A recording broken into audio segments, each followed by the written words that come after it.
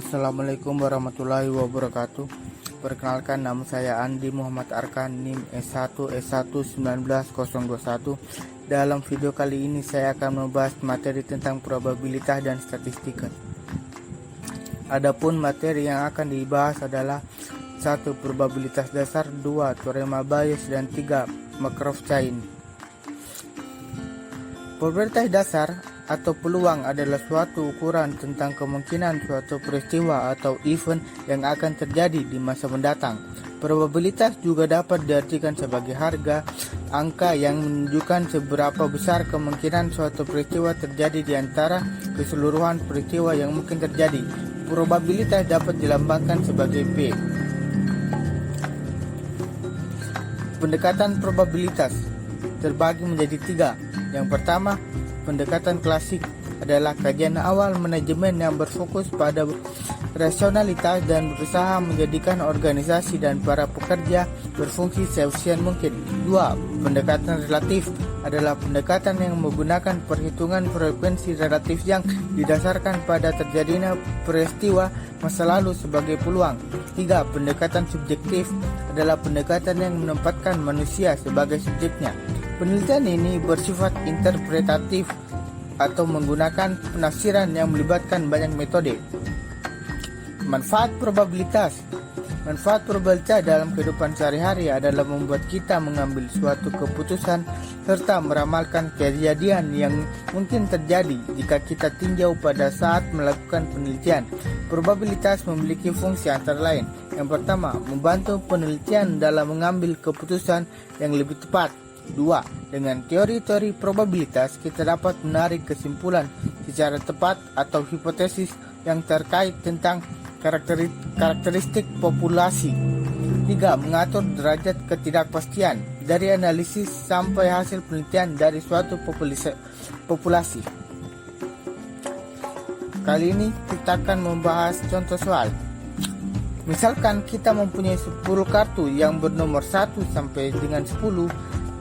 Jika satu kartu diambil secara acak, berapakah peluang terambilnya kartu bernomor bilangan prima? Jawabannya, sebelum kita menyelesaikan persoalan di atas, kita harus mengetahui dulu apa itu bilangan prima.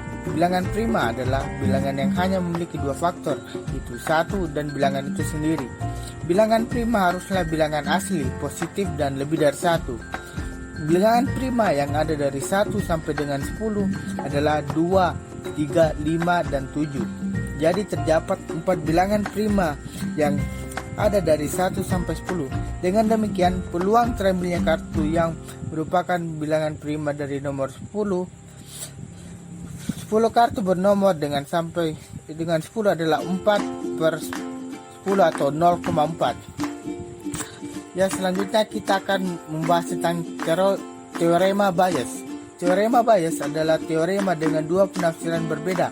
Dalam penafsiran Bayes, teorema ini menyatakan seberapa jauh derajat kepercayaan subjektif harus berubah secara rasional ketika ada petunjuk. Dalam penafsiran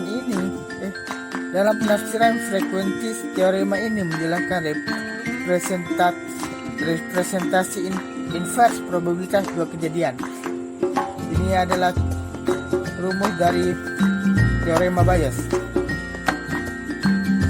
Contoh soal. Pada penyakit yang diderita oleh 0,1% populasi penduduk, terdapat sebuah alat uji dengan akurasi 99% mendeteksi penderita penyakit tersebut. Namun alat tersebut memiliki kemungkinan 0,5% false positif, yaitu salah mendeteksi orang yang tidak sakit namun dideteksi sakit. Jika seseorang dideteksi sakit oleh alat ini, berapa persen kemungkinan dia benar-benar sakit?